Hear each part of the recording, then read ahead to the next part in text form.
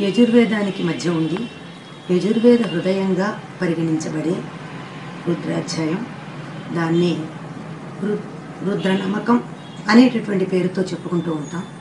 ఆ రుద్రనమకంలో దానికి మధ్యగా ఉండే రుద్ర హృదయంగా చెప్పబడేటటువంటి ప్రధానమైన మంత్రంలో ఒక భాగం నమశివాయచ శివతరాయచ. ఇది మధ్యలో ఉంటుంది. శివ అనేటటువంటి శబ్దానికి శుభకరుడు, మంగళకరుడు, శుభాలు కలిగించేవాడు అని అర్థం. అన్ని రకాలైన శుభాలకి ప్రధానమైనటువంటి కారకుడు, కలిగించేవాడు, శుభాన్ని మేలు కలిగించేటటువంటి వాడు శివుడైతే ఆ శివుడి కన్నా పైన ఎవరుంటారు? శివతర అంటే శివుడి కన్నా మేలైన వాడు అని అర్థం.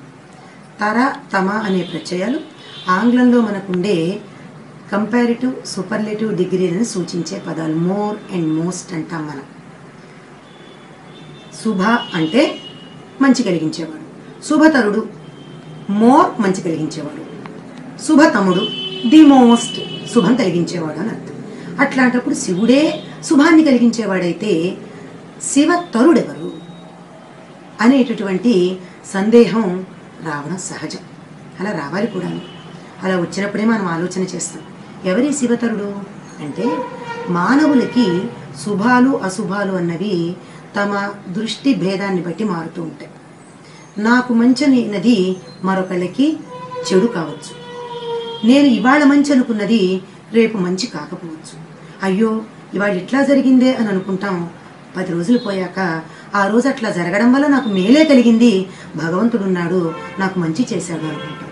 అంటే మనిషి వ్యక్తిగతంగా ఆలోచించుకునేటటువంటి మంచి చెడులనేవి శుభమైతే దీనికి అతీతంగా ఉన్నటువంటి వాడు శివతరుడు. అంటే మనం మంచి అనేదనుకుంటున్నామో, మనం చెడు అనేదనుకుంటున్నామో, ఈ రెండింటికి అతీతంగా, అంటే ఈ రెండింటిని పట్టకుండా, మనం ఆంగ్లంలో చెప్పుకోవాలంటే బియాండ్, గుడ్ బ్యాడ్ అని మనం చెప్పుకునేటటువంటి దానికి బియాండ్, అతీత స్థితి ఏదైతే ఉందో ఇవి పట్టనిది. అంటే మనిషి ఎప్పుడు ఆలోచించినా దృశ్యమానము అంటాం. దృశ్యమానం అంటే తన కంటికి కనపడేది దృశ్యమానం. ఇది మంచి అని నా కంటికి కనపడేదాన్ని నేను అనుకుంటాను. నా తెలివితేటలకు అర్థమైందని నేను మంచి లేక చెడు అని అనుకుంటాను. కానీ లోకంలో ఏ వ్యక్తి కూడా సర్వజ్ఞుడు కాడు. సర్వజ్ఞ శబ్దం ఒక్క శివుడికి మాత్రమే వర్తిస్తుంది.